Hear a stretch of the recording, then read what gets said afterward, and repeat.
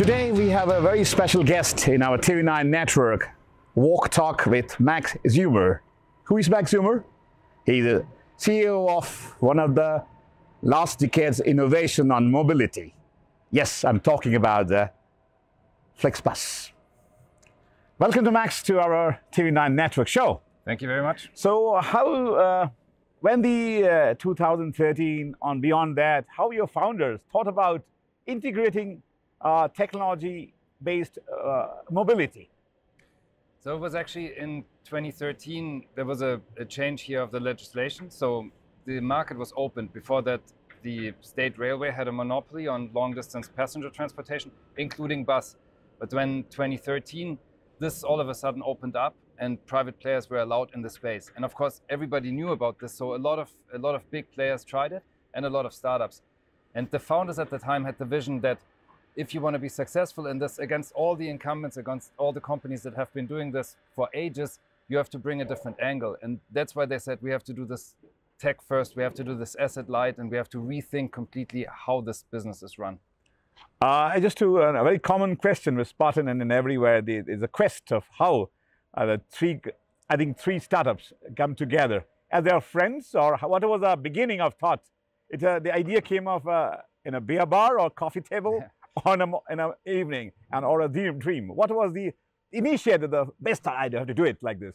Yeah, I mean, they go back quite a long time. So Daniel, the CIO, and Andre, the CEO, they're old friends. They actually founded their first startup, I think, when they were still in school. Great. One being the CIO, the other one trying to make some business out of this. Yeah. And so they had a long history, and they always knew that they wanted to do something together. And Jochen and Andre knew themselves from the previous company, from BCG. And the three of them, they were actually looking for founding something. So they didn't have the idea and then said, we have to do this, but it was the other way around. They were looking for something and they were looking at all kinds of different possibilities. And then this one was the obvious one. They just knew about this liberalization happening and they knew that this was what they had to go for. Great, but when this first, what's the first deal they striked? I was actually, I mean, the biggest thing is, imagine you're three guys and you have some PowerPoint slides. Yeah. You go out there and tell everybody, look, this is a great business idea, but the only thing you have are these slides. So the first and most important thing was signing your first bus partner. Yeah. And this was, I mean, the major event when they found somebody that kind of believed in the story and believed particularly in the three guys and actually kind of went out and bought real buses and said, I'm going to run these, I'm going to make them your colors and run those for you. Great, but I want to know what is first deal your founder struck? Yeah, that was, I mean, amazing. It was actually in that time, the Flixbus was still blue. So they had their first blue bus on the street. And I mean, it was an amazing thing because this is when it kind of became from just, you know, some slides and something on paper to actually seeing the first bus on the road. Which city, I have a curiosity to know, our viewers should know, but which is the first of the three great ideas? And from the school days, that's the important thing. Yeah. So a school kid can think about startup. And what was the first city, the first bus went to where? To who? Where? The first line was Munich to Nuremberg, and Nuremberg is also, it's the hometown of the founder, so this was the first line they operated. So great. Max, we have just talked about how the three school kids have had vision and dream and reality today, what is the big buildings and worldwide Flex known. So what was when after the startup, the first Munich to Nuremberg, the journey starts? And how you evolve with your internationalization, global plans? What was, first you had started with Germany and then Europe, and what your founders and your management team got an idea, need to go to global? What thoughts provoked them, or triggered them rather, to have more international Flex as a brand? Yeah, so those first 2 years when the market in Germany had opened were intense competition. As said, a lot of companies started their businesses and tried their luck. In the end, it was two startups, Mein Fernbus and Flixbus, that made the race, and that after 1.5 years were the ones that had built the biggest business. And then the Flix founders, they always thought very big and had this vision that, you know, they want to build this big business. They actually found money with a private equity firm, with our first big investor, General Atlantic, and they took over Mein Fernbus, the actually larger competitor.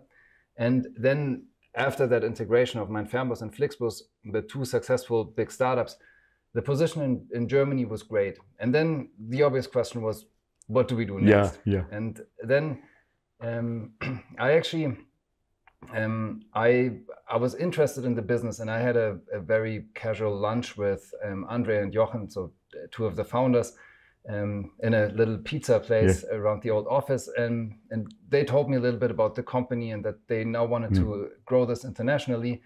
And it was a casual conversation. I found it interesting, but I didn't know a lot about it. And then at the end of the lunch, they said, "Okay, so are you interested? Do you want to do this with us and build the international business?" And I was like, I probably have to think about that. But like, I mean, I think a couple of days later, I said like, yeah, I want to do it. Like, let's do this.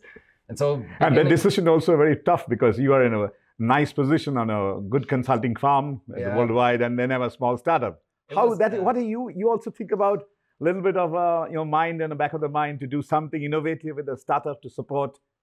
Yeah, it was this opportunity was exactly what I was looking for. I wanted to have something that had a proof of concept already, but then just scale it and just drive it to new geographies. And this was perfectly in line with what I wanted to do. So for me, it was very exciting. But of course, you go from like a safe job with decent pay to like just these guys, and they say we have a great idea and we're going to take this global, and you have to trust them and go with it. So it was a big step, but I mean, I never for a second regretted doing it, because I mean, this was the most exciting journey that you could be a part of.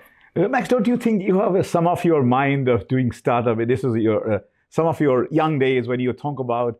Definitely, there is your unconscious mind to do something, this kind of stuff, which is triggered to when they met your founders, and then you have take a big decision to a nice salary, decent job, and come to of course, big ideas, pursuing a big dreams. So, what was your mind from that point of time when you took the decision to quit this and come to a better journey? Yeah, I think I always have this notion that I feel like sometimes you have to do brave moves, even if you don't know 100% what's going to happen. But I always feel like the most interesting things happen if you take a bold step and do something, even if it's not the safe next step, but just going out there and trying new things. And then when after joining, what was your bold step to be next level for Flixbus? I mean, when you look at the story, so we started a little bit opportunistically looking around. Like we had built the business in Germany, and then we looked at all the other markets around. We looked at France and at Italy, and then started the business where we could. And there was, after Germany was liberalized, France had also rumors that they were going to liberalize the French market, which was also closed. And at the time, Macron was still a minister under Hollande, and there's the Loi Macron, the Macron law that actually liberalized the bus market. And this we didn't know when it was going to happen, and we had this insecurity of whether it was going to happen in 2 months or 2 years. And then all of a sudden they told us the market is open now, and it was like it was crazy and very intense. And that, I think that was what made the early years so interesting, because it was a lot of we were taking opportunities, and we just wanted to be quick, and we failed as well, and that was all fine, but we just wanted to be quick, and we wanted to make sure that we're there. And this was, I mean, when you look at the time between 2015 and 2019, this was the story. We just went out there, tried everything, and tried to basically cover all of Europe as quickly as we could throughout those years. What was when you have joined from your big consulting job and come here, what was you have tested success? What was first success you felt yourself to your decision was right? Yeah, that's a very interesting question. And I mean, the difference to consulting is that, you really see whether your decision is right or wrong. And ultimately, we saw quickly that you hire teams, you hire great people, they start working. And then after like a few months or years, you see whether this actually works, whether you have passengers on your buses, and then finally also whether your lines and your business turns profitable. And when you see that you build something that really works, and you have real people using real buses, I mean, it's an amazing experience.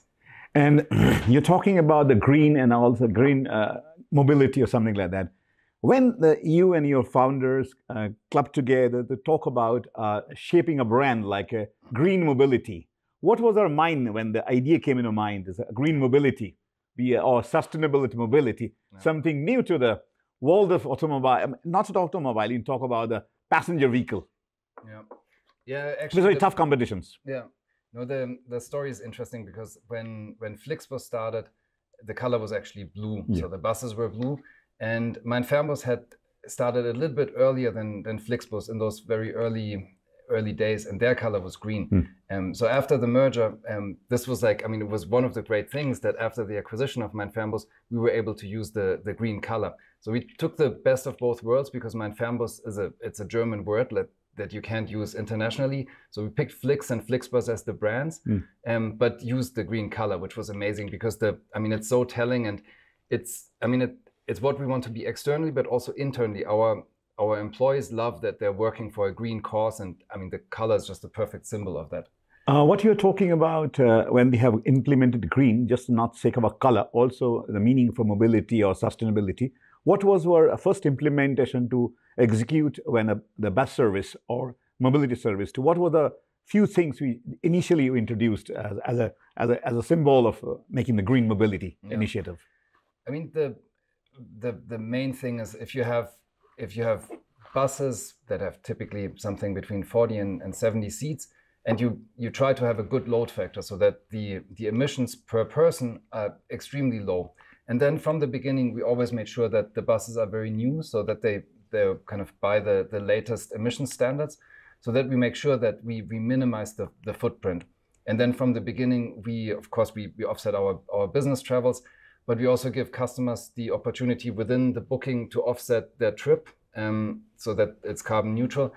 And that was only the start. I mean, of course, this is the early days, but today the ambition has to go towards net zero. And that's a super exciting journey. And we're kind of at the center of this, and we're part of this exciting story to really make this happen and move to net zero. You have also ambition. You have a cooperation with Dalmar. To what kind of cooperation you do for the make it a more or energy efficient or the more greener? Dalmar, you have a collaboration with them. I mean, we have many different cooperations now. We really want to test what's the best technology, what's the best alternative drivetrain technology. So we do a lot of different tests across different alternative drivetrains. We use here in Europe. We look at LNG, we look at hydrogen, which is more the longer term. And then battery electric is of course very interesting. We have many interesting tests running. We have one in Portugal, one in Chile, one in UK, and we're getting closer to also launch something in India, because India for battery electric is leading globally. It's the most interesting. It kind of is the farthest ahead when it comes to building an ecosystem, building the infrastructure, and basically breaking this chicken and egg problem of, do you first build the infrastructure and then people use it, or do you first kind of get people to buy EV buses, but then kind of you have to build the infrastructure? And India is really doing a great job there right now. Max, we're talking about internalization. What was the first intercontinental internationally you did as a Flixbus apart from the European continent to other? Yeah, the first one was the US. We had, again, this was one of the opportunities we took. We had a team member, our former MD in France, who was relocating to the US for personal reasons. And so we said, okay, let's take that opportunity and look at the US. And he was based in California and looked at it, talked to everybody in the industry. And then at some point we launched the business there. And it took us a little bit, but then it was quite successful on the West Coast. And then we went to the East Coast as well, expanded there, just got started.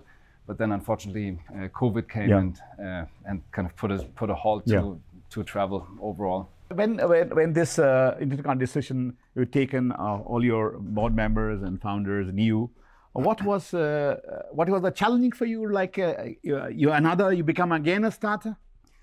Yeah, it's always a new basically startup from scratch. I mean, you bring a lot of experience. You've made a lot of mistakes that you're not going to make again, but you make new mistakes, and it's always like it looks very similar. Like green buses on the streets, but it's always very different. You always have to relearn. And what we learned over time is you shouldn't be arrogant. Like you have to, you cannot just say this worked in Germany, this worked in France, so we're going to do the same somewhere else. But you always have to understand how people are different, how bus partners are different, and be mindful about that. And that's something that we learned over time. And I mean, it's very important to be good at that and to understand the nuances. How about the journey to Las Vegas to LA? And what was the reaction from the passengers? Because this is your best user experience. Yeah. Because you have worked within Europe and a different continent. In America, is a little bit different from Europe too. Yeah. So what was how you felt their expectation about the German brand to be there, and how felt it? How was the reactions from their part?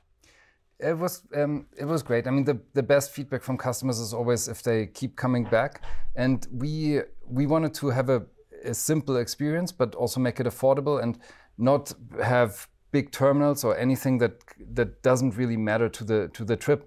And we saw that people liked it. People liked that that it was green, it was different, it was kind of online first. And so we had a very different customer segment that was all of a sudden interested in taking an intercity bus than what was the norm in the US before. After that, what was the growth path in US and South America? So the US is a special story because we built the business and we had just gotten some good traction, and then came COVID, which was very tough days. We saw kind of everything we had built over the years before, from 2013 to 2019. Basically, like nothing was left. All the buses were grounded. You had just a few buses in Poland and Denmark still running. So those were tough very days. Tough time. And then over time we brought some of the networks back to life, and there was some mobility coming back. But for us, then we had the great opportunity to acquire Greyhound, which was something that if you think back to 2013. You always had kind of the small startup from Germany, and then you had Greyhound, which was like, amazing journey. Like a crazy company. Absolutely. And being able to acquire them was, a once in a lifetime opportunity. And also the whole integration of, an older US company and then a German startup. And it was a fantastic journey, like on so many levels. And now this is great. Now we have these two brands, Greyhound and Flixbus, still in the US, and it's very complementary. We love how well it works because it's different customer groups that we're serving and also different parts of the country that we're serving. So that has been a huge step. And this was when, for the first time, we started as a German startup, then we were a European company, and this really put us on the map also in North America. So this was the first big step. Proof so outside. What was any anecdote or any special thing you reminds to cherish your decision to being consulting? Dive back again your story, and what was this is a European company or rather German startup to acquire a North American company, a big bus service company. And what was any anecdotes you feel or something like to share with that you felt proud, and any moments that really challenged that point of time? What was your feeling that point of time? It's a first journey from Intercontinental of Flixbus. Yeah, in consulting, you put this on slides. You say like, this is how you do it. This is how you do internationalization, and this is how you do post-merger integration. But this was the first time I was really in charge. Like this was mine, and if it was really me, like either being successful or failing at this. And sometimes like you wake up at night and this kind of catches up with you, and you're like, okay, if this goes wrong, then like this is all on me. But then it all went well, and this is fantastic because then ultimately, it's never you alone. It's always a big team, but it's like kind of all of us here at Flix, and then now also Greyhound that made this work. And now we have this big presence in the US, and this has all been us, and it makes you super proud because it makes a big difference that it's really you doing this and being responsible for the results. It's a big difference compared to consulting. Yeah, regarding now when you started successfully California to LA or Las Vegas to LA. So what was the next step, and how you now position yourself in American market and also Latin American market? What was now your vision and integrating the most stuff, and what is your plan to execute? Yeah, we see the green brand and the green buses also always as bringing something fresh to the market. So we want to do things differently, and we want that kind of we recruit our team so that they have the spirit that they want to disrupt and change. And we also want this. We want the customers to also feel that it's a difference whether you take a Flixbus or you take a bus company that has been around for the past 50 years. We want to make sure that we focus on a few things, but then get them really right, and just make sure that customers get what they really want. And this is, I think, this has been great, and it's also something that we use when we enter new markets. That we just want to, we want to have this fresh green that disrupts the market and has a different feel to the customers. How about the Brazil?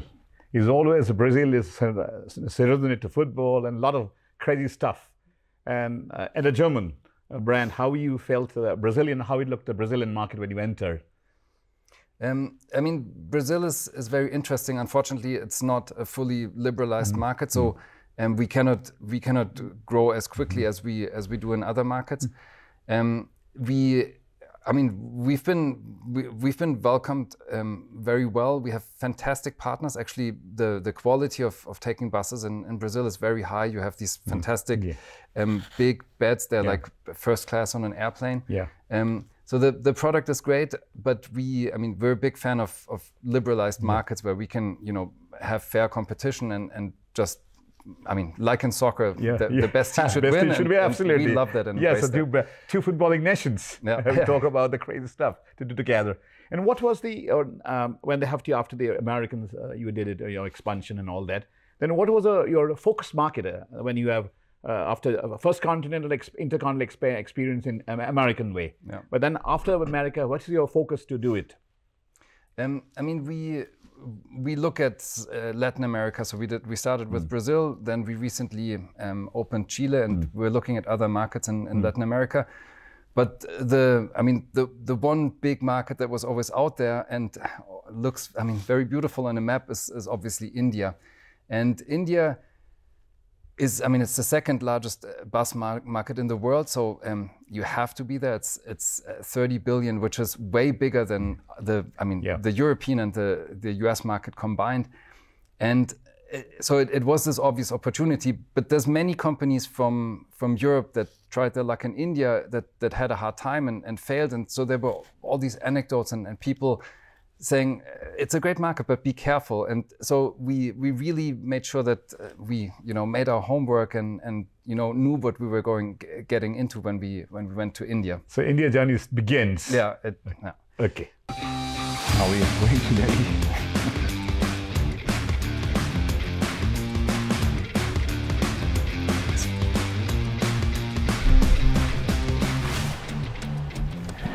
Now we are in New Delhi. We started our Flixbus journey from Nuremberg, now Nuremberg to New Delhi. So Max, what was your India plan? The India plan is huge. So we want to be the bus brand in India. So we want people to say, I take a Flixbus and not I take a bus. But of course you have to get started somewhere. We got started in February in Delhi. And this was quite exciting. It was, everything you could imagine. We had a good event lined up. We wanted to do this as part of the trade fair and announce that we're going to be there. And we had an outside venue. Of course, the night before it just started raining and everything was wet. And then last minute, everything came together. And it was really amazing when 2 hours before the event, Andre and I arrived there, and there were still people, piecing together things and doing the final fixes. But then it went great. It was a good event, and and I love that spirit that it's a lot of hustling on the kind of last minutes, but then everything came together and was good.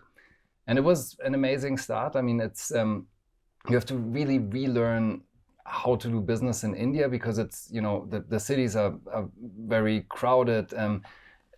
Everything is a little bit more last minute, and a lot more you talk to people. And so for us it was a big change, and we had to learn it, but it was exciting. And it was there was no big issue that we faced, but a million small issues. And this is what I love about the team, and also about the kind of the way people do business, that like people just get things done, like maybe not in a kind of in a straight line way, but like in the end it always works, and I think that's super inspiring and exciting. And when you have a journey from Nuremberg to New Delhi within a span of 11 years, approximately, what when you or Andre was in together, when just what was your Andre and you have initial thought, initial experience, or what was trigger you? Do you feel that what a journey and what a country you are through bus? It's a journey. Yeah, I mean it comes back to seeing your first green bus in a country like India.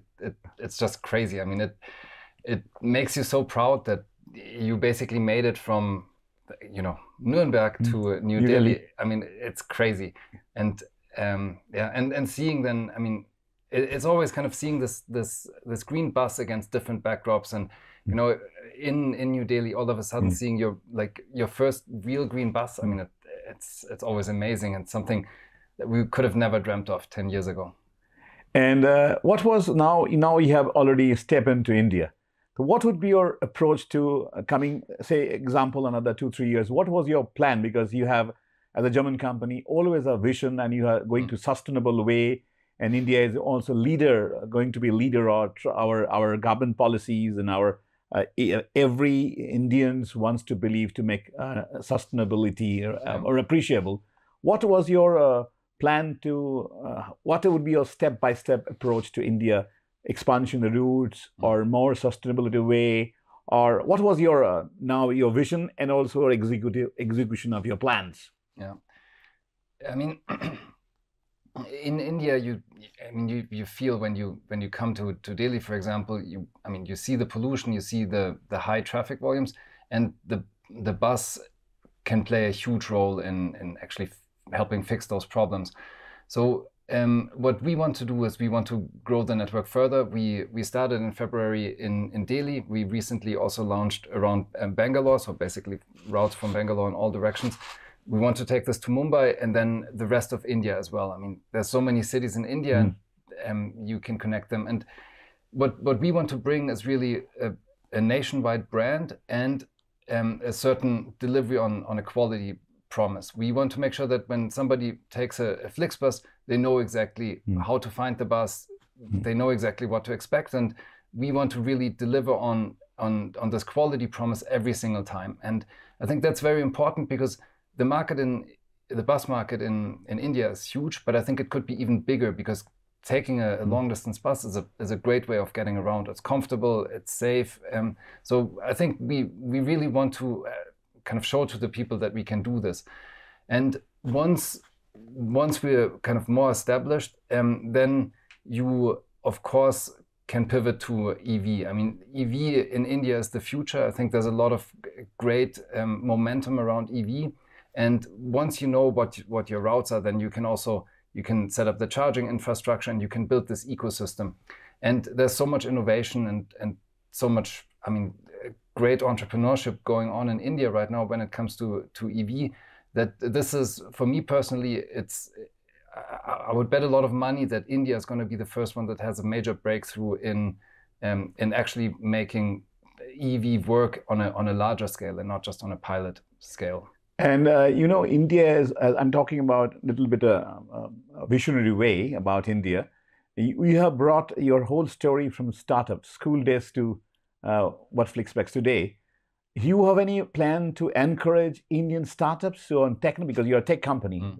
So you have something to have a collaborate. Indian startup is also very tech savvy. They have a lot of innovation. You can also nudge something that any idea to support that you are talking about the innovation ecosystem in India. Do you have any plan to execute this kind of ecosystem to put Indian tech startup to be or a sustainability to collaborate with your company?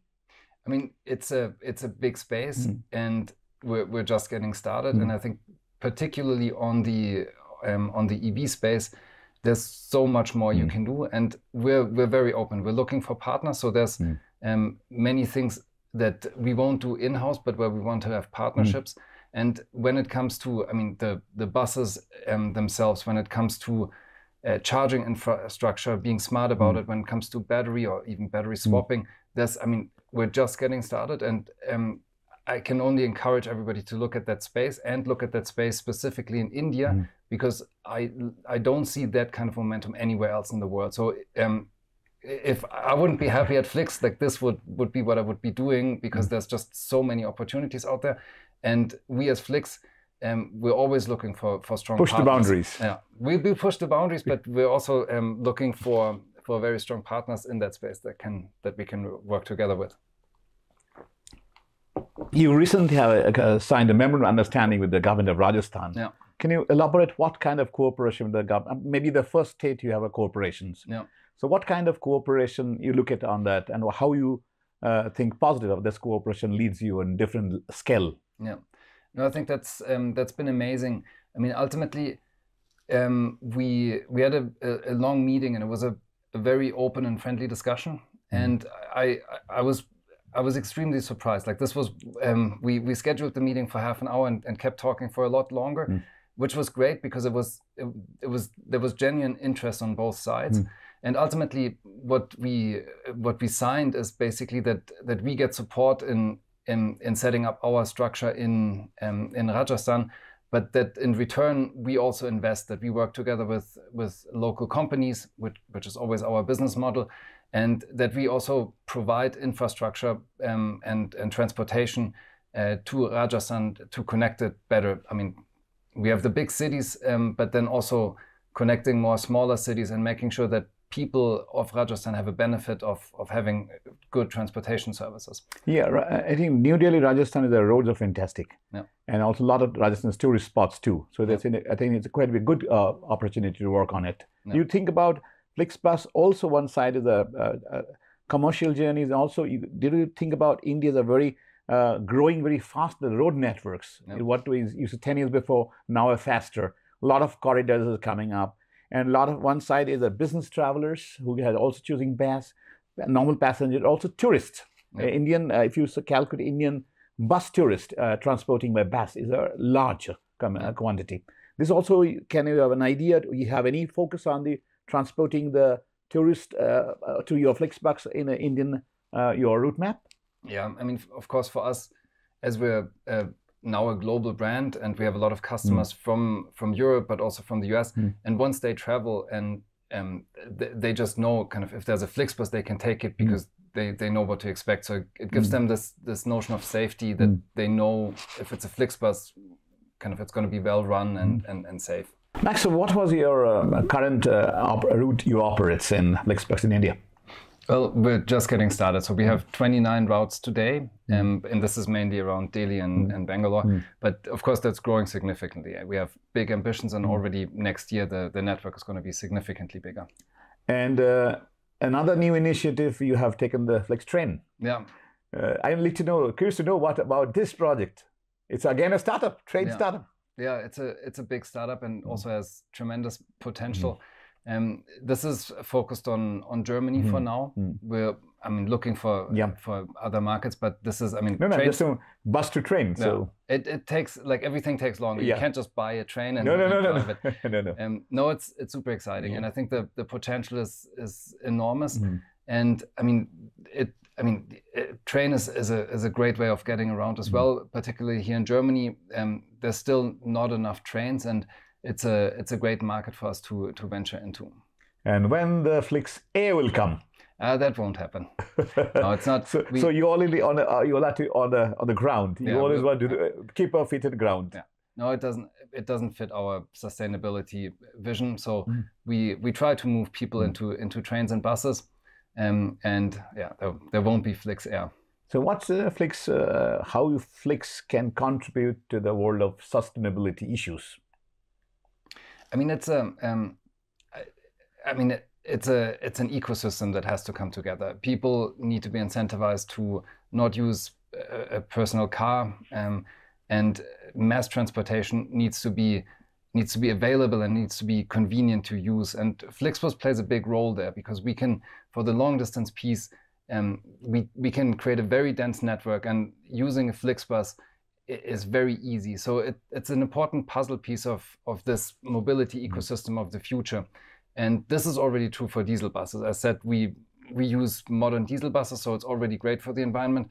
But of course, as we push this to zero emissions, to battery electric vehicles or other alternative drives, that's of course perfect. And then kind of working together with other mobility players, at some point you will have this puzzle where, you know, people can just use sustainable means of transportation and don't use their private car anymore.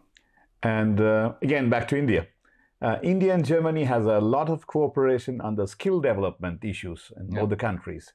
You have a lot of mobility you're talking about. Do you also have a plan to skill development issues, particularly the mobility industry in India, which is a little bit disorganized? Yeah, I mean, we have a local team, and the local team is ever growing, and I think it's always interesting to work together, because I've been, to be honest, very impressed with the quality of the team in India that we have. I mean, it's a super strong team, and people are entrepreneurial, and people are very, like, they don't accept good, they just want to be even better and better. Like, they're very ambitious, and I also feel that as a German company, we also bring certain ways of doing things. And I always have this vision that ultimately you have a great blend of, you know, the spirit and the energy and the intelligence you have in India, and then kind of bringing this together. I think, you know, both sides, India and Germany, are going to learn and ultimately be a lot better coming out of this. So now my next question would be, what next from Flixbus? That's always an interesting question. We have a couple of markets that we're looking at. So we want to continue the global expansion. When you look at the map of the world, there's still a lot of white spots that we want to also paint green. So I mean, we're not done yet. There's a lot more to come, and we've been successful so far. And I mean, for us, there's no reason why we would stop now. We want to grow a lot more. Actually, we want to grow a lot more in India. I mean, looking at India in itself with 1.4 billion, I mean, we're just getting started. I mean, this is a whole new world in itself, but then also adding new markets to the list. So Nuremberg to New Delhi, what a journey Flixbus has, your founders and you too. Thank you, Max, for wonderful insight of Nuremberg to New Delhi journey and blue to green too. Thank you very much.